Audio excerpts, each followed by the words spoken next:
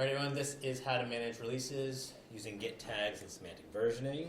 I'm Mike Miles, pronouns are he, him. If you want to follow along, I have annotated version of these slides available at the bit.ly link on the screen if you can read it. It's bit.ly/NED in caps, SEM, so capital S-E-M, then tag with a capital T. I'll have this link later on as well. So for those of you who haven't met me before, I'm Mike Miles again. I am the Director of Web Development at MIT Sloan, where my team and I are in charge of all the public-facing web properties for the school. So the majority of our time is on the school website, mitsloan.mit.edu, which is a Drupal 9 website. We also manage some WordPress websites. And I've been working with Drupal for 14 years or so. I do a lot. I help organize this conference. I speak at a lot of other ones. If you want to know more about me, my website, mike-miles.com, has a little blurb about me and links to my talks and where I'm speaking next and things like that. And all the internet places, MikeMiles86 is my handle. I think this links to Twitter, so I'll probably change that soon enough. I don't know where it's going to go to next. Hopefully to Mastodon or something like that. So that's about me. So let's level set by talk about, let's just come up with a common understanding of what I mean by a release for this talk. So a release is any time you're making changes to your project's code base that you're then putting up on production, whatever production is for you. I think majority of people here, that's probably a web server for your website, making code changes for that. But it could be if you're working on an application or a project or a package, like a composer package or a Drupal module. Those production environments might be the libraries and repositories where then people can download those. So a release is any time you've made changes to your code base that you're then releasing, pushing up to your live environment for others to consume, whether that is your website or end users or people who download your software. And the thing about releases and managing a project that has releases is that release management can be messy. The longer a project exists, the messier it becomes because the longer the history is. So if you don't have a straightforward process in place for how you're keeping track of those changes you're pushing up to production, it's harder to understand when something breaks, why it broke, how long it's been broken for, and then who to blame if it breaks. But then more importantly, an efficient way to fix it. And then how you communicate that out, especially if you're working on an open source project or something where other people are going to see information about your project, like say a Drupal module, for example. If you don't have a way to accurately describe the changes you're releasing, people aren't going to feel confident that they can grab the latest version of your software, your tool, or your package to be able to use it. So what we're going to talk about today is first the basics of semantic versioning, which is a numbering system used throughout development and software. It's been in place for decades. Then we're going to talk about the basics of creating tags in a Git repository and what they're used for. Then we're going to take those two subjects, put them together, and talk about how you create something called a semantic Git release, where it's basically you're naming a Git tag with a semantic version number and how those are beneficial for our project. And then from there, just some general helpful tips on creating release notes, whether those notes are for you, for your team, for external stakeholders, or again, for end users. We'll talk through what's helpful for including in those to make that release management process less messy and easier to keep track of. All right, so semantic versioning. As I mentioned, it's a numbering system that's used throughout software development. It's been in place for a long time, and the reason it's used is because the way the numbering system works makes it straightforward to understand the complexity of changes in a project from a previous release. It's used by everybody. When I say everybody, I mean just about everybody uses semantic versioning. All the major software out there uses it. So your operating system, for example, I'm on a Mac today. It's probably hard to see it on the screen, but Macs have a version number. It's a three-digit, a group of three numbers.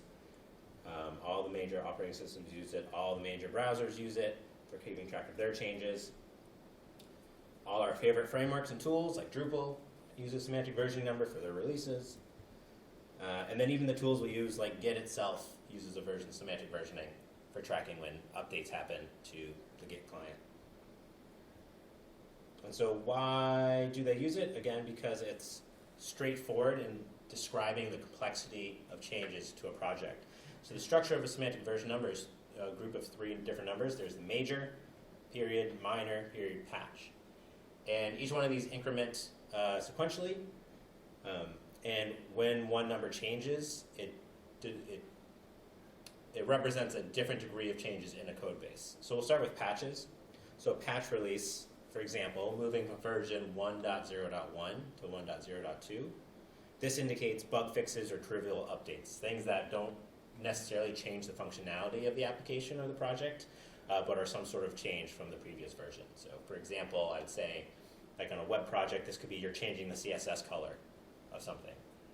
Maybe you're changing a slight shade of blue, right? That could be a trivial update or a spelling mistake you're fixing, something like that. Up from there is a minor release. So going from version 1.0.2 to 1.1.0, these indicate changes of functionality that are backwards compatible. So if someone updates to the next minor version, they could, in theory, revert back to the previous version, and it shouldn't necessarily screw up their system. They should be able to feel comfortable being able to do that. So this is when you're optimizing functionality that you have already, you are deprecating but not removing functionality, so it's still accessible, or you're adding new functionality that's not required but it is available for use. Those are all examples of minor updates. And then major releases, going from version 1.1.0 to 2.0.0, for example.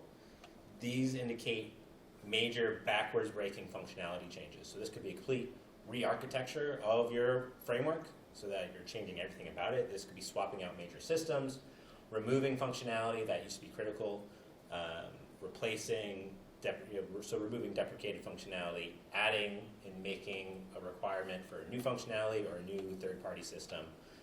These are all indicate major changes. And the amount of these releases you see, majors hopefully on a project happen the least amount of time because they're such big changes. Minors happen a little more often than majors, and patches are what you see the most often. And what you'll notice how the numbers increase is that when a higher degree of number changes, the smaller ones revert to zero. So for a minor release, right, you're going from version 1.0.2 to 1.1.0. So you've increased minor from 0 to 1, but then the patch has reverted back to 0. And so if you're going to take anything away from this talk, I would say it's a screenshot of this screen if you're not as familiar with semantic versioning, because not only does this help you if you start using it on your project, but if you're doing something like Drupal 8 or above and you're using Composer, all those packages use semantic versioning numbers. And so if you understand what the changes in the numbers mean, you can feel confident for your project when you're saying, like, there's been a new update to this module. Is it safe for me to upgrade to it? If it's a major change, if the module's going from version 2 to version 3, that's going to tell you, you're going to know there's probably backwards breaking functionality. I really need to look into see what changed and what the release notes say. But if it's a patch release, like a security release for Drupal, you could feel confident that it's not going to break my system necessarily, so I should feel confident I can apply that. The thing about semantic version numbers for applications and projects is once they're released, they are set in stone. So what this means is that you can't change the structure, the state of your code that release is tied to, right? The release says, my code has changed this amount since the last time I released production. And so as soon as that's out in the world, you can't change that, especially if you're working on an open source project like a module or a theme or a NPM package or something, because you have to assume as soon as it's released, someone's consumed it. And so if you're like, oh no, I forgot to commit one of the files I meant to add, well, you're going to have to do a new release because you've already said this release represents this current structure, this current state. So it's up to you to make sure you've included everything that needs to be included in your release before you do it. And anything you forget, you're going to have to release it as a new release. So that can be very troublesome if you're not double checking your work for a major release, because you could do major if you forgot half the files. You're like, uh-oh, now I have to do another major release in like the next hour. That's not the best thing to do. So you're responsible for double checking your work, your version numbers, before you do your release, whatever process that is for you and your team that you establish. You just want to make sure that you have everything set before you release it to production. And I'll show some examples of how you can mess with the version number before you do that. All right, so that was semantic releases. Very hopefully straightforward and just basic overview. Let's talk about Git tags. How many people here use Git for their project repositories? All right, everybody in the room. That's to be expected. So tags are just a way to mark a commit in your Git repository as having some sort of significance. And there's two types of tags. One is lightweight tags, and this is basically just a name pointer to a commit. So I like to think of it, it's a way to add a human readable and understandable name to a commit hash so that you can reference the commit using that human readable name instead of having to know the hashes and looking up. The way to type this out in command line for Git is the git tag command, and then you give it the tag name. And optionally, you can give it a commit. If you don't provide a commit, you'll use the head commit, so the current commit you're on, and they'll assign the tag to that. If you provide a commit hash, you'll apply the tag to that commit. So as a working example here, I have a Git repo, just has a README in it, and that README has this nice little sample README file here with a list of items. So I added subheading 5 here, and let's say I want to tag this so I know where I'm starting off, where subheading 5 is. If I do git status, I should see, if I can type, I should see I've changed the README, so I can do git commit, and I'll just say, start section 5. And now I can do, if I want to tag this so I can later go back to it, I can say git tag, and I'll say, I'll call it start 5, let's say. So if we look at the Git repo, if I go git log, at the very top here we see my latest commit with the hash, and it has my commit message saying start section 5, and then you can see up on the top right it says tag start 5. So I've marked this commit as having this significance of this is when I've started section 5. So if I wanted to revert or go back to the state of my Git repository, it's easy enough for me to do that. So that would look something like this. If I go back to here and I'll start adding items, item 1, we'll say item 2. I'll commit these.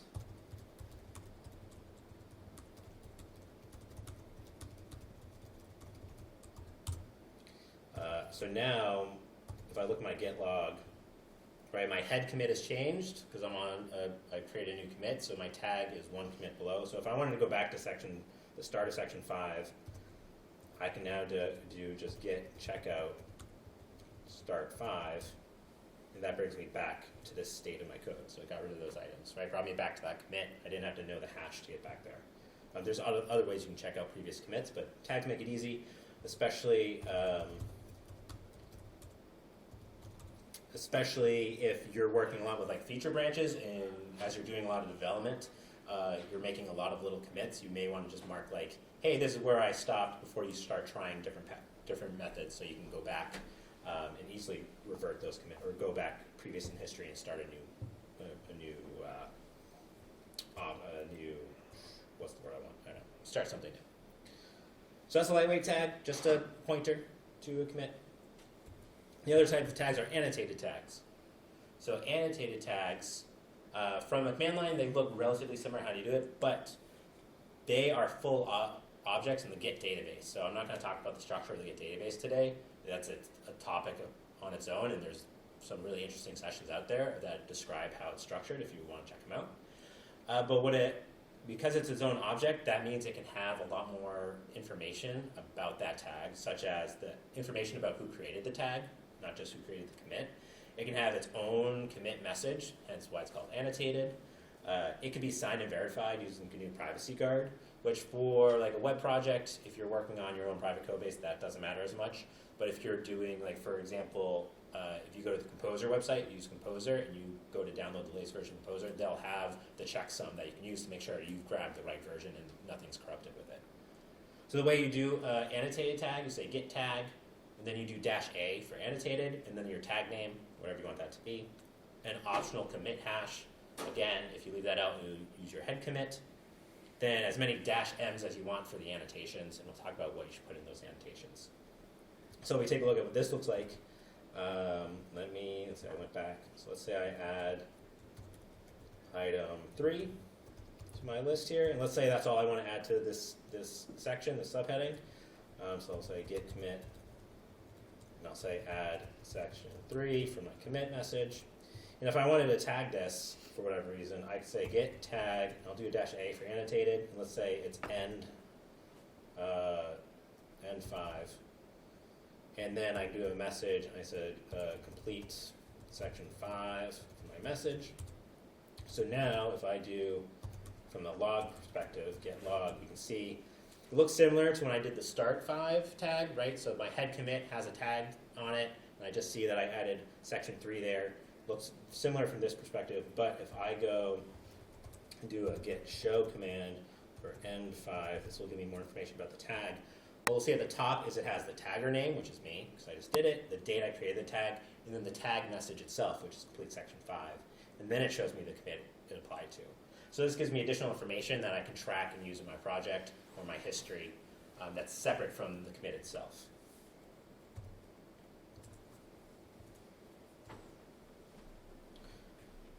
So if we take annotated tags, which are full objects in the Git database, and to name them, we use semantic version numbers. That's where we get what we're calling semantic releases. Because a tag indicates a commit in your repository as having some sort of significance, and a semantic version indicates a set state of your code base. So having the two together means this is a set changes of complexity from my previous tag, and this is exactly where this started from. This is where it is in my code base. So those are semantic releases. There's some benefits from using semantic numbers for your Git tags and then using tags for releasing your changes to your production environment, especially in Drupal-related projects or websites. Like I just said, it signifies the important change to your repository, to yourself, to your team, to your stakeholders, by saying, at this state of our code base, this is what changed from the last time we released to production. Right? We've made major changes or patch changes. So it communicates the degree of changes between two commits in your repository at an easily digestible level. And then that makes it a straightforward way to track history of changes in your project, because you can scan through your Git tags and know how the complexity of the changes you've made in your project. So if something does break, you can say, as long as you're able to follow the guidelines of what you're committing, that, oh, we only did a patch release, so this shouldn't have been a major change here. Maybe it was further back when we did a last minor release and changed functionality. Benefit of these, they're supported by many Git interfaces. For example, if you use Git Kraken, when you have your Git project open, on the bottom left, there's the tags panel. And if you use semantic version numbers, it kind of lists them in order. I think technically it lists them in date order, but using semantic version number makes it quick and easy for you to scan to see the degree of changes between the tags instead of having to go in and be like, well, this says end section 5, this says start section 5, but what degree of change is that actually? Same thing if you use like GitHub, you can view your tags tab and it'll list them out with the tag name, so it's easier to scan those with their semantic version numbers. They're also supported by many automated tools. So if you use any sort of CI/CD pipeline in your project for automating any part of your deployment process, having a semantic version number for a tag is something that's easy to track and then trigger events off of. So for example, if you use Circle CI, you could have a deploy to prod workflow that then has a filter to ignore changes to branches, but then to trigger when there's a tag, and a semantic version number is something you can match with a regular expression relatively easily. So you can have this action be triggered off your GitHub repository when you have a tag that matches the semantic version number that you've applied. This is actually what my team and I do. When we do our daily releases, we tag with the semantic version number and push it up to GitHub, which then triggers Circle CI, and Circle CI says, oh, this is a new semantic version tag on your main branch, which means you want to release to production. I'm going to start that process for you. You can do the same thing if you use Bitbucket pipelines using a blob pattern to match your event trigger. And Travis supports it as well with a variable Travis tag that you can match to a regular expression. And I think all the major ones that you might use have abilities to match on tagging. And then if you use semantic version number, it's easy to match that instead of some other esoteric string that you might create for your project. So creating semantic releases in Git is a 3-step process, right? You create your annotated tag using a semantic version number for the tag name. You provide annotations, which we'll talk about in the last section about what you want to annotate with. Then you push your tag up to your remote repository, wherever that is, And then step 3 is insert your deployment steps here, which is a cop-out because that could be one more step, but that could be 50 steps for your project. So it's up to you, but I could say it's a 3-step process. So using the command line to create semantic releases and create semantic get tags, it's the annotated tag command we saw before. You just say get tag -a and then your semantic version number from your previous version once you understand the degree of changes you made. And then you want to start out with an annotation, say release, and then the version number. The best practice is when you're creating your tag name with semantic version is to prefix it with a lowercase v for the English word version. So the tag is version 2.7.45 example, and then the first message in your release is release and the semantic version number. You don't have to include the v. I see plenty of people not do that, but it's something a lot of people do. So if I show you this, for example, if I look at the get log again, right, my last tag is N5. Let's change that to a semantic version number, and I can do that right now because I haven't pushed this up anywhere, right? So I'm still creating this release because it's local. I haven't pushed it up to my remote, so that's where I have the ability to mess with it and double check things. So if we look down in my get history here, down at the bottom, when I finished section 4, I created a tag called 2.3.0. We're saying for this example that creating sections is a minor release. So what I'm going to do is I'm actually going to re-tag this last commit. I'm going to get rid of the N5 and I'm going to tag with semantic release instead. So to get rid of a tag, I just say get tag, delete N5. So if I do get login, we'll see my last commit where, add section 3. I see. I meant to say add item 3. That threw me off. So my last commit doesn't have any tags anymore, but that's where I completed section 5. So I want to say get tag -a, and this would be version for me 2.4.0 with a message of release 2.4.0, and then I might add another one saying completed section 5. Right? So if I do the get log again, now we see, again, it looks similar to all the other tags, but at the very top says tag 2.4.0. And if I look at that tag more in depth, get show version 2.4.0. So my tag information, again, is I tagged it when I tagged it, and then the tag messaging is, hey, this is release 2.4.0. I completed section 5, and then here's that commit that indicates the state of this code base. So what you do then, right, you create your tag with semantic version number, and you can do get push, whatever your upstream is or remote, and you can do the tag name, so 2.4.0, and push it up. This repo isn't hooked up to any remotes, so this will fail for me if I do this. It's just an example. Would you recommend only pushing the specific tag or get push dash tags? I would recommend pushing just that tag, because you may have other tags that you're using, like for your development work, that you don't necessarily want to push up, because the non-annotated tags are just better for development practices in my point of view. So yeah, I like to be explicit in what I'm pushing up, especially if it's going to trigger some sort of other workflows for me. I want to know exactly what I pushed up. So yeah, so you do get push to your remote, and then you're off to the races with whatever your deployment processes are, because you can trade them off of that version number off of your get tags. So now what? You're using semantic version numbers to indicate degree of changes in your code base. You're marking them with a get tag to indicate which commit represents those changes of that state of your code base, and you're pushing them and releasing them. But what you also want to include are release notes. Release notes are helpful because semantic version numbers indicate the degree of changes, but they don't provide context about those changes.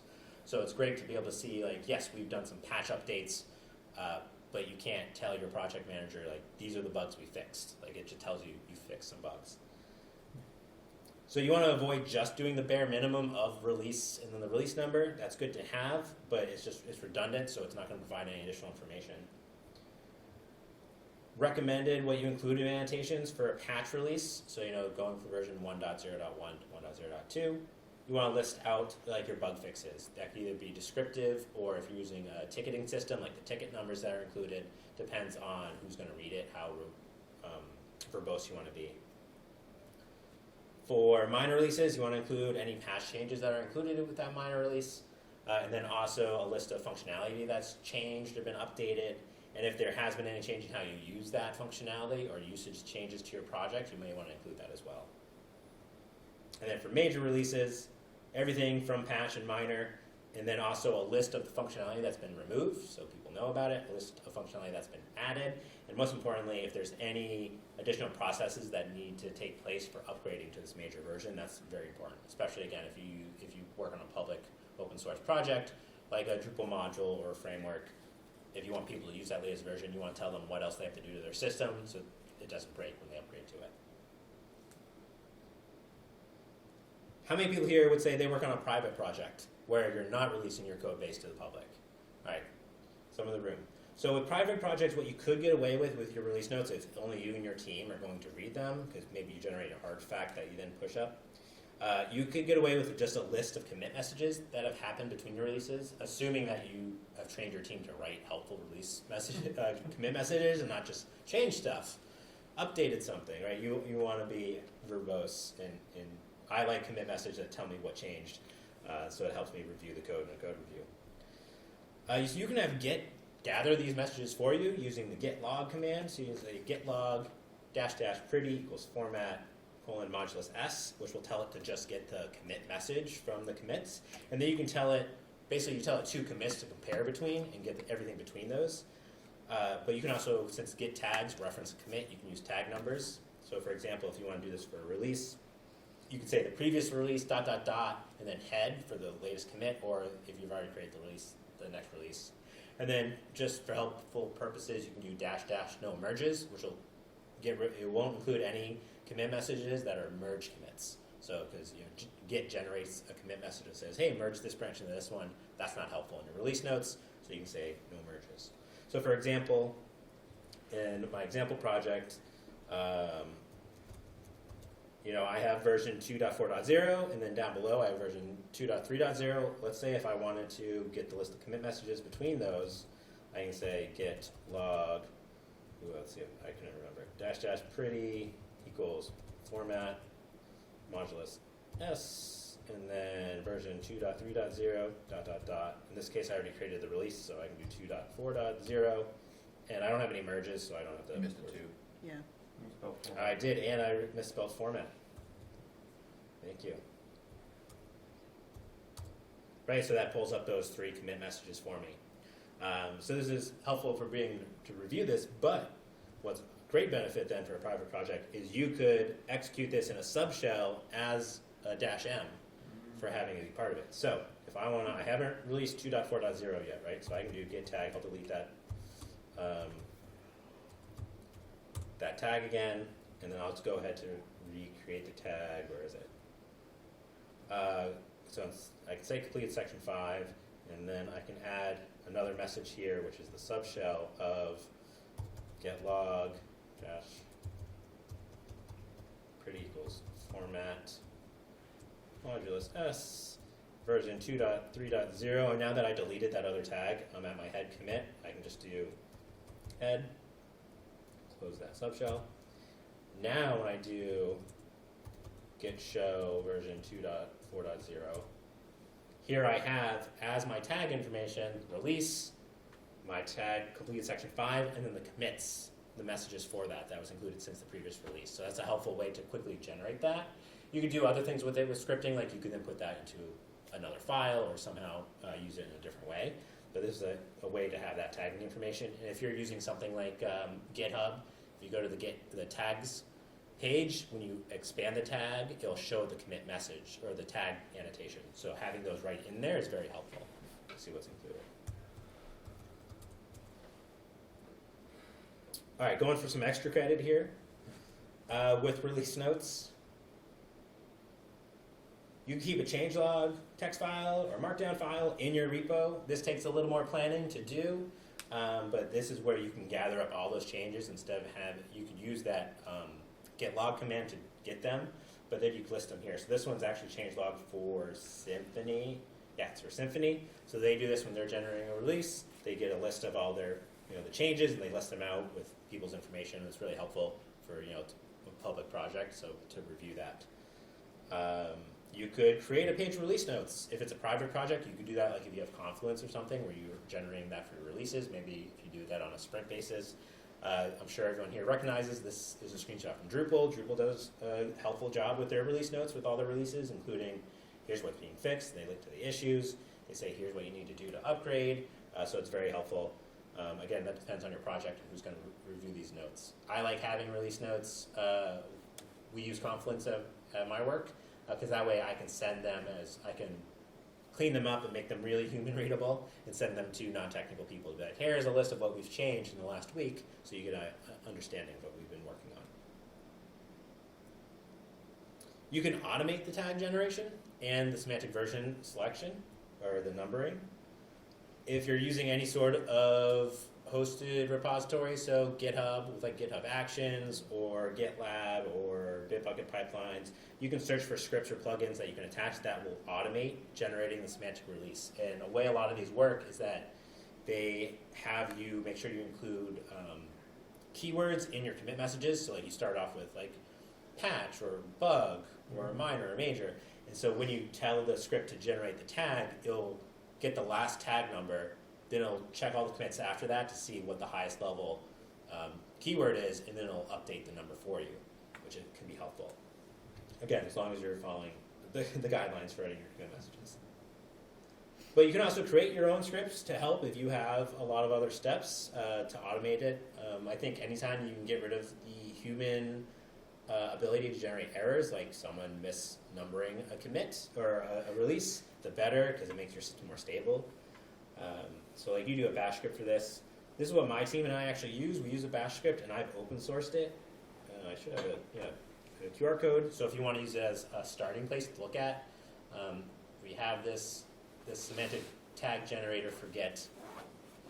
And what it does for us is instead of what we do on my team is every week we rotate through who's the release manager for the week. We do almost daily releases. So that way everyone on my team gets experience with releasing to production, which is great, so no one's a bottleneck. And we use this script. I'll show an example of it, which I have the repo for it here. I think I can go to it too. So I have it up on GitHub.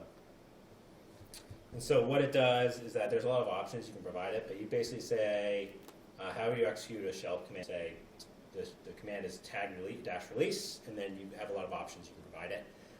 But if you don't provide any options, it will find the last semantic version number, and it'll by default just update it to the next patch number. And then you can have it, if you tell it what remote to connect to, it'll push that tag up to your remote repository for you. And it'll by default collect the commit messages in between tags, and you can tell it what to do with that. So for example, for this repo, for this project, I like to list out, hey, where have I demoed this script before? And so today I'm demoing it. And so I have the README for it, which I've included at the bottom of the README is, hey, I've demoed this at NetCamp. So I'll save this, and I'm going to, say git commit, at NetCamp.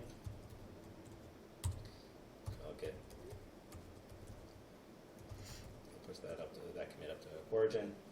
And so now what I can use the script itself for updating its release version. I can say sh tag release, and I'll keep this, I think, do I do them as minors or majors? Let's see. All right, I do it as minor updates, which makes sense because I'm just updating README, so I'm not going to make a major one because I'm not changing the functionality. So I'll just leave all the settings as is, and I say tag release. And so it'll make sure my local branch is up to date. It'll pull and find the last tag that matches the semantic version number, which is 2.1.5. Then it'll generate the next based on the settings I told it, which is just the default, which is a patch, so it generates 2.1.6, gets the commit messages in between the two, and adds those as the commit message, or the tag message. So now if we refresh this, we see version 2.1.6, and it says, hey, add NetCamp to it for this release. And I also like to include the date that the release happened. So if I had any sort of like compiling I had to do automated and this pushed up, I could have a build process happen after there, which is like what we end up using this for. But I like this as a good starting place if you want to look at a way to reduce the amount of work your team has to do for a project and creating releases.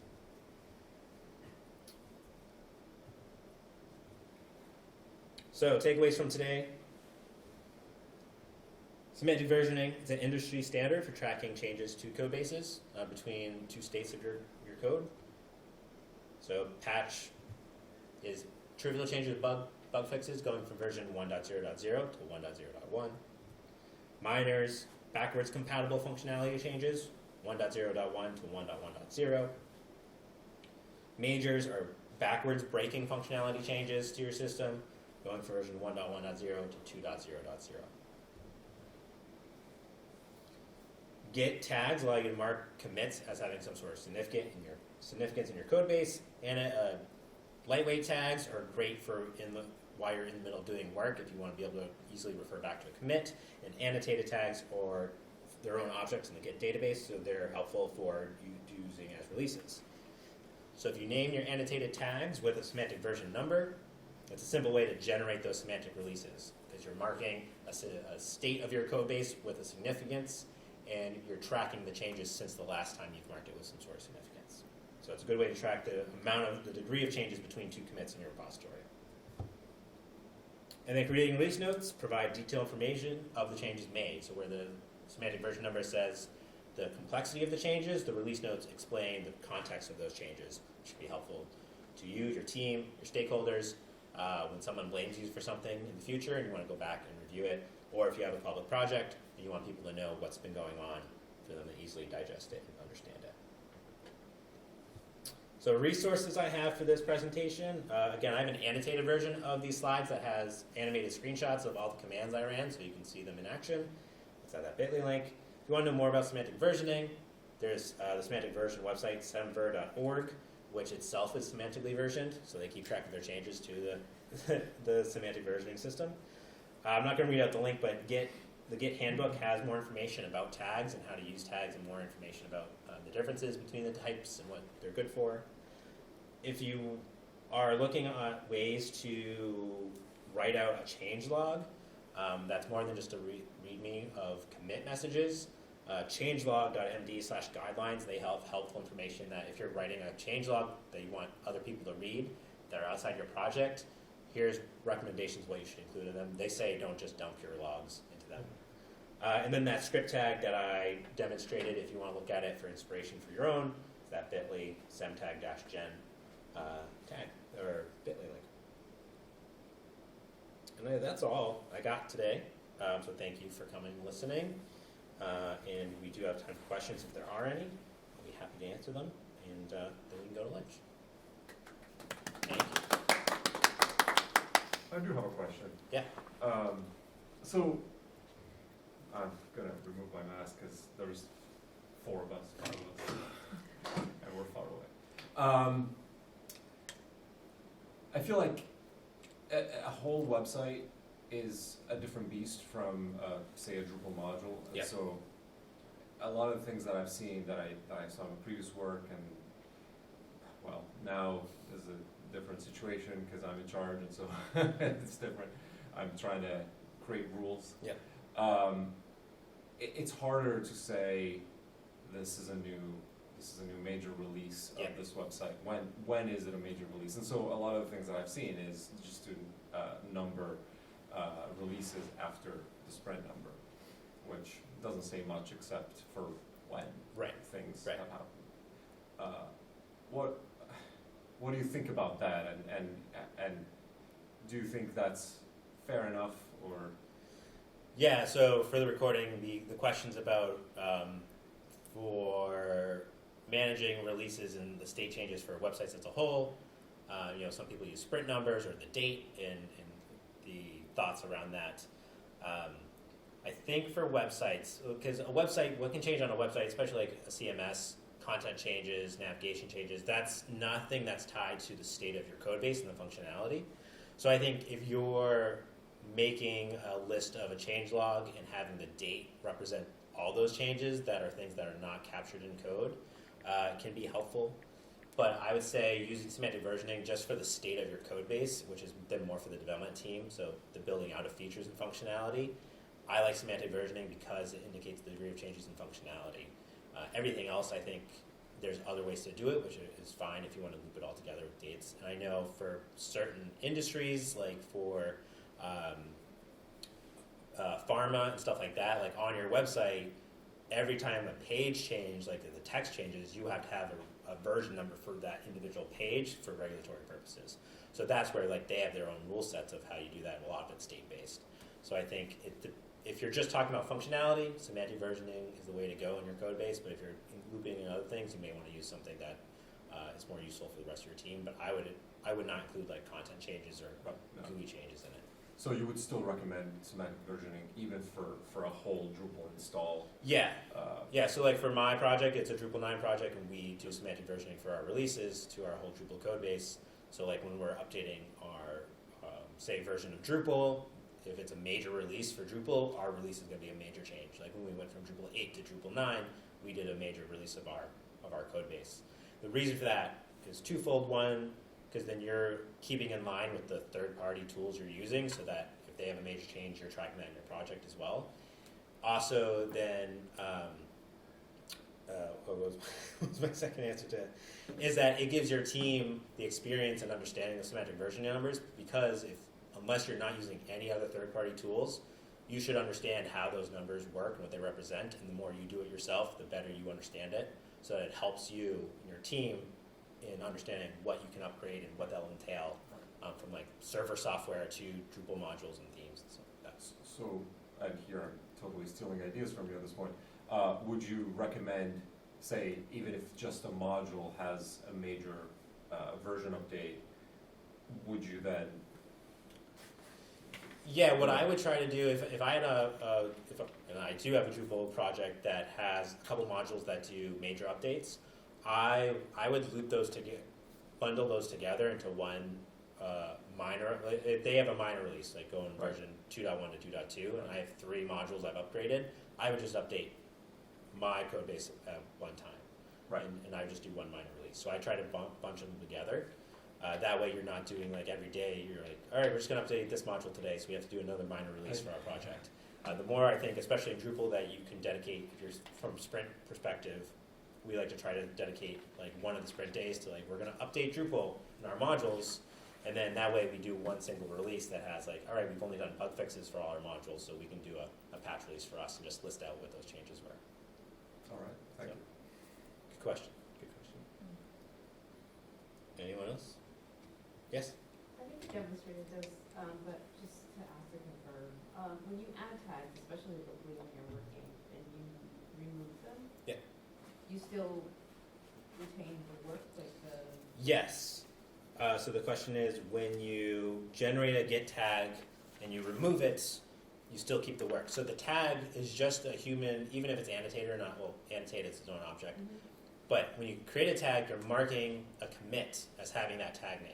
Okay. So you're not changing the commit at all. So the commit is always in your history, unless you explicitly delete the commit from other ways. So again, like a lightweight tag, when I had the tag that was like start 5, which, wrong repo. So here I have commit, the third commit down, commit 4A75FCE, etc. says tag start 5. I can delete start 5 that as a tag. It's not going to delete the commit, it just deletes the pointer to that commit. So now if I want to go back to that commit, I have to look up the hash and put in part of the hash to go back to that version. But if I leave the tag on there, then I can say get checkout start 5 to go back to it.